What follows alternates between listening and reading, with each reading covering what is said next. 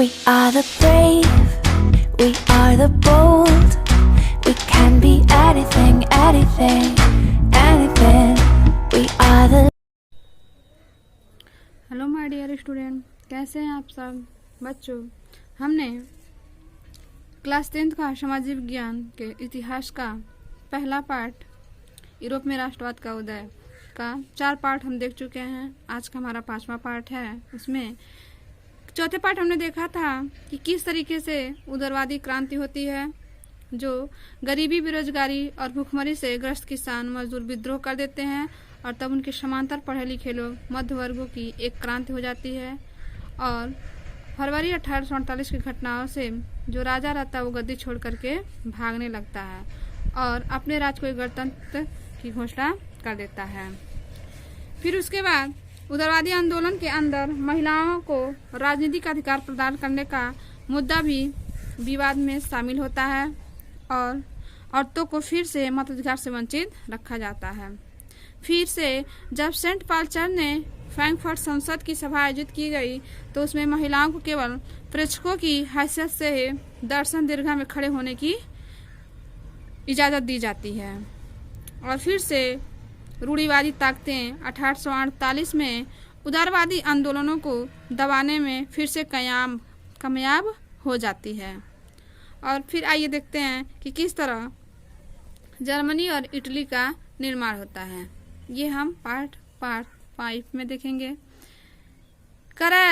ये चौथा पॉइंट है, जर्मनी में क्या सेना राष्ट्र की निर्माता हो सकती है। करें कि 1848 के बाद यूरोप में राष्ट्रवाद का जनतंत्र यानी कि जो लोगों के द्वारा बना हो और क्रांति से अलगाव होने लगा, यानी कि 1848 के बाद की बात कर रहा है। राज्य की सत्ता को बढ़ाने और पूरे यूरोप पर राजनीतिक प्रभुत्व हासिल करने के लिए रूढ़िवादियों ने अक्सर राष्ट्रवादी भावनाओं का इस्तेमाल किया और इसे उस प्रक्रिया में देखा जा सकता है जिससे जर्मनी और इटली एकीकृत होकर राष्ट्र राज्य बने थे, यानी कि वो दोनों मिल करके राष्ट्र राज्य बने थे। जैसा कि आप देखा है कि राष्ट्रवादी भावनाएं मध्यवर्गीय जर्मन लोगों में काफी व्याप्त थी और उन्होंने 1848 में जर्मन महासंघ के विभिन्न इलाकों को जोड़ करके एक निर्वाचित संसद द्वारा शासित राष्ट्र राज्य बनाने का प्रयास किया था। अगर राष्ट्र निर्माण किया उदारवादी पहल राजशाही और फौज की ताकत से मिलकर दबा दी गई तो उनका प्रसा के बड़े भूस्वामियों ने भी समर्थन किया था, यानी कि जो राजशाही और फौज की ताकत मिली कर दबा रही थी उनका प्रसा के बड़े भूस्वामियों ने भी फिर से उसका समर्थन किया और उसके पश्चात प्रसा ने राष्ट्रीय एकीकरण के आंदोलन का भी नेतृत्व संभाल लिया। उनका प्रमुख मंत्री ऑटो वन बिस्मार्क इस प्रक्रिया का जनक था, जिसके प्रसा की सेना और नौकरशाही की मदद ली और 7 वर्ष के दौरान ऑस्ट्रिया, डेनमार्क और फ्रांस ने 3 युद्धों में प्रसा को जीत लिया। प्रसा एक राज्य का नाम है और एकीकरण की प्रक्रिया पूरी हुई और फिर से वह इकट्ठा हो गए। जनवरी 1871 में वर्साय में हुए समारोह में प्रसा के राजा विलियम प्रथम को जर्मनी का सम्राट घोषित कर दिया गया और 18 जनवरी 1871 की सुबह बेहद ठंडी थी। जर्मन राज्यों में राजकुमारों, सेना के प्रतिनिधियों और प्रमुख मंत्री ऑटो वन बिस्मार्क समेत प्रसा के महत्वपूर्ण मंत्रियों की एक बैठक वर्साय के महल में बेहद ठंडे यानी कि शीश महल यानी कि हॉल ऑफ मिरर्स में हुई और सभा ने प्रसा के काइजर विलियम प्रथम के नेतृत्व में नए जर्मन साम्राज्य की घोषणा कर दी। फिर करा कि जर्मनी में राष्ट्र निर्माण प्रक्रिया ने प्रसा राज्य की शक्ति के प्रभुत्व को दर्शाता था और नए राज्य के जर्मनी की मुद्रा, बैंकिंग और कानूनी तथा न्यायिक व्यवस्थाओं के आधुनिकीकरण पर काफी जोर देता है और इस तरह प्रसा द्वारा उठाए गए कदम और उसकी कार्रवाई काफी जर्मनी के लिए असरदार मॉडल बन जाता है। फिर आता है इटली। जर्मनी की तरह इटली में भी राजनीतिक विखंडन का एक लंबा इतिहास बना और इटली के अनेक वंशानुगत राज्यों तथा बहुराष्ट्रीय हैब्सबर्ग साम्राज्य में बिखरा हुआ था। यहाँ पे क्या है, वो चित्र सभा जो ठंडी शीश महल में सभा हुई थी, वही इसी का चित्र है। ये जर्मनी एकीकरण जब हुआ था तो उसी का ये साम्राज्य का चित्र, क्योंकि ये प्रसा है और उसके बाद से इसके जितने राज्यों को इसने अपने रूस में मिलाया था अपने राज्य में, वो सारे इसका साम्राज्य का चित्र बना हुआ है। फिर करा कि 19वीं सदी के मध्य में इटली 7 राज्यों में बटा हुआ था। यानी कि 19वीं सदी में इटली कितने राज्यों में बटा था? 7, जिनमें से केवल एक सार्डिनिया पिंडमांड में एक इतालवी राजघराने का शासन था और उत्तरी भाग ऑस्ट्रियाई हैब्सबर्गों के अधीन था। मध्य इलाकों पे पोप का शासन था और दक्षिण क्षेत्र में स्पेन के बुर्बो राजाओं के अधीन थे। इतालवी भाषा ने भी साझा रूप हासिल नहीं किया। साझा यानी कि सभी लोग इसको नहीं बोलते थे और अभी तक उसके विविध क्षेत्रीय स्थानीय रूप मौजूद है। यानी कि हर क्षेत्र में अलग अलग तरह की भाषाएं बोली जाती थी अभी भी। 1830 के दशक में जित्सुपे मेत्सिनी ने एकीकृत इतालवी गणराज्य के लिए एक सुविचारित कार्यक्रम प्रस्तुत करने की कोशिश की थी। उसने अपने उद्देश्यों के प्रसार के लिए यंग इटली नामक एक गुप्त संगठन भी बनाया था और 1831 और 1848 में क्रांतिकारी विद्रोह की असफलता के युद्ध के जरिए इतालवी राज्यों को जोड़ने की जिम्मेदारी सार्डिनिया पिंडमांड के शासक विक्टर इमैनुएल द्वितीय पर आ गई और इस क्षेत्र के शासक अभिजात वर्ग की नजरों में एकीकृत इटली उनके लिए आर्थिक विकास और राजनीतिक प्रभुत्व की संभावनाएं उत्पन्न होने लगी।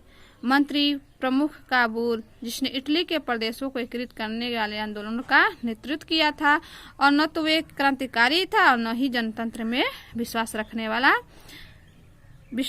वाला ही था। फिर से इतालवी अभिजात वर्ग के तमाम अमीर और शिक्षित सदस्यों की तरह वह इतालवी भाषा से कहीं बेहतर फ्रेंच बोलता था और फ्रांस के सार्डिनिया पिंडमांड की एक चतुर कूटनीतिक संधि और जिसके पीछे काबूल का हाथ था से सार्डिनिया पिंडमांड और 1859 में ऑस्ट्रियाई बलों को हरा पाने में कामयाब रहा। कौन?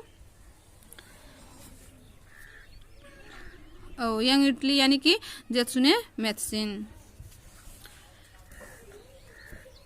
इस प्रकार नियमित सैनिकों के अलावा जित्सुपे गैरिबाल्डी के नेतृत्व में भारी संख्या में सशक्त स्वयंसेवकों ने इस युद्ध में हिस्सा लिया और 1860 में वे दक्षिण इटली और 2 सिसिलियों के राज में प्रवेश कर गए और स्पेनी शासकों को हटाने के लिए स्थानीय किसानों का समर्थन पाने में वो सफल भी रहे और 1861 में इमैनुएल द्वितीय को एकीकृत इटली का राजा घोषित कर दिया। एकीकृत इमैनुएल द्वितीय को किसको बनाया गया भाई? ध्यान से देखिएगा, बहुत टेढ़ा मेढ़ा नाम दिया हुआ है। 1861 में इमैनुएल द्वितीय को एकीकृत यानी कि जो इटली इकट्ठी हो चुकी थी उसको वहाँ का राजा घोषित किया गया। फिर कहा कि मगर इटली के अधिकांश निवासी जिनमें निश्चलता की दर काफी ऊंची थी अभी भी उदारवादी राष्ट्रवादी विचारधारा से अनजान थे और दक्षिणी इटली में जिन आम किसानों ने गैरिबाल्डी को समर्थन दिया था उन्होंने इटालिया के बारे में कभी सुना ही नहीं था और वे मानते थे कि ला टालिया विक्टर इमैनुएली की पत्नी थी। अब आता हमारा ब्रिटेन की अजीब दास्तान कि ब्रिटेन की अब दास्तान क्या है। कह कि कुछ विद्वानों ने तर्क दिया है कि राष्ट्र राज्य का मॉडल या आदर्श ग्रेट ब्रिटेन है।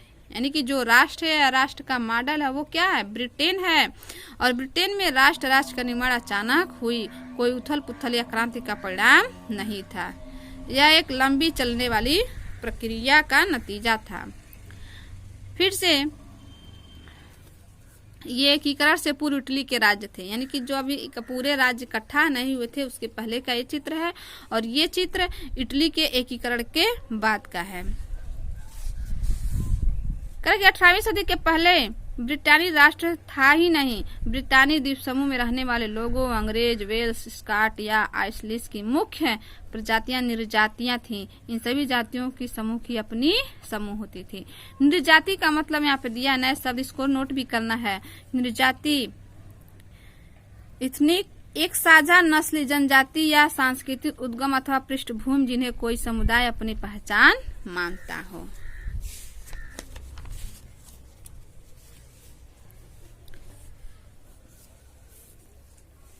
अपनी अपनी सांस्कृतिक और राजनीतिक परंपराएं थीं, लेकिन जैसे जैसे आंग्ल राष्ट्र की धन दौलत, अहमियत और सत्ता में वृद्धि हुई, वह द्वीप समूह के अन्य राष्ट्रों पर अपना प्रभुत्व बढ़ाने में सफल हुआ और एक लंबे टकराव और संघर्ष के बाद आंग्ल संसद ने 1688 में राजतंत्र से ताकत छीन ली और इस संसद के माध्यम से एक राष्ट्रीय राज्य का निर्माण हो गया, जिसके केंद्र में इंग्लैंड और इंग्लैंड स्कॉटलैंड के बीच एक्ट ऑफ यूनियन 1707 में United kingdom of great Britain का गठन हुआ और इससे इंग्लैंड व्यवहार में स्कॉटलैंड पर अपना प्रभुत्व जमा पाया और इसके बाद ब्रितानी संसद में आंग्ल सदस्यों का दबदबा बन गया और एक ब्रितानी पहचान के विकास का अर्थ यह हुआ कि स्कॉटलैंड की खास संस्कृति और राजनीतिक संस्थानों को योजनाबद्ध तरीके से दबाया जाए। स्कॉटिश हाईलैंड्स के निवासी जिन कैथोलिक कुलों ने जब भी अपनी आज़ादी के व्यक्त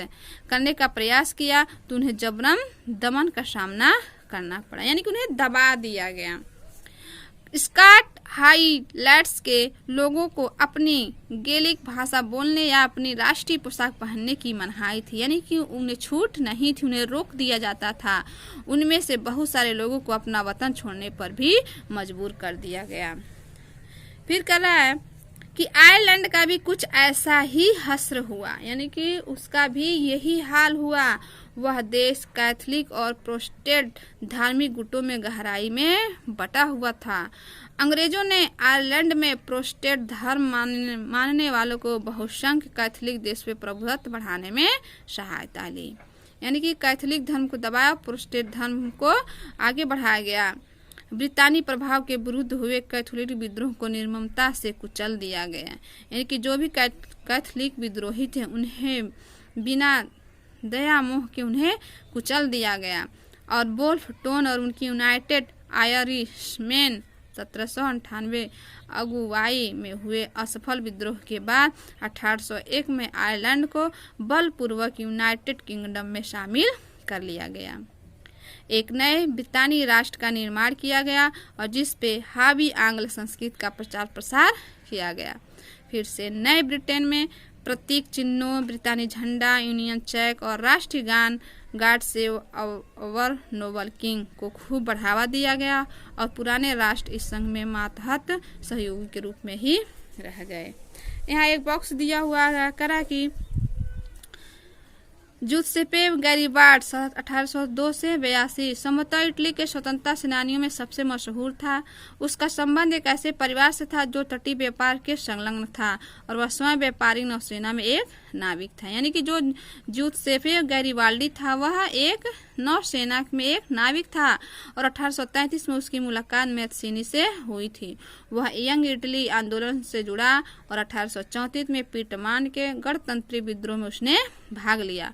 यह विद्रोह कुचल दिया गया और गैरिबाल्डी को दक्षिण अमेरिका भागना पड़ा, जहां वह 1848 तक निर्वासन में रहा और 1854 में उसने विक्टर इमैनुएल सेकेंड का समर्थन किया, जो इतालवी राज्यों को एकीकृत करने का प्रयास कर रहा था। फिर से 1860 में गैरिबाल्डी ने दक्षिण इटली की तरफ एक्सपीडिशन ऑफ द 1000 यानी कि 1000 लोगों का अभियान का नेतृत्व किया और इस अभियान में नए नौ स्वयंसेवक जुड़ते चले गए और उसकी संख्या लगभग 30,000 तक पहुंच गई। वे रेड शर्ट के नाम से लोकप्रिय हो गए। यानी कि यह दिखाया गया है कि गैरिबाल्डी सार्डिनिया पीडमांड के राजा विक्टर वेनिवेलस द्वितीय को इटली नामक बूट यानी कि जूता पहनने में मदद करते हुए, ये कब का चित्र बना है 1859 का अंग्रेजी व्यंग्य चित्र बनाए गए हैं। तो बस हमारा पार्ट 5 बस यहीं तक। फिर पार्ट 6 में हम राष्ट्र का दृश्य पढ़ेंगे। उसके बाद से हमारा 2 पॉइंट और है, हाँ, फिर 6वें पार्ट में हम इसको ख़त्म कर देंगे। फिर इसी के साथ आपको नोट्स भी भेजा जा रहा है, उस चीज़ को नोट भी करते जाएगा। इसमें से भी जो इम्पोर्टेंट चीज़ें हैं उसे भी नोट करते जाइए, ताकि आपका सिलेबस भी पूरा होता रहे और आपका नोट्स भी तैयार होता रहे। और इस लॉकडाउन का अच्छे से फ़ायदा उठाइए, फालतू मत घूमिए। जिस तरह हम लोग मेहनत कर रहे हैं उसी तरीके से आप लोग भी मेहनत करके अच्छे से पढ़िए। धन्यवाद।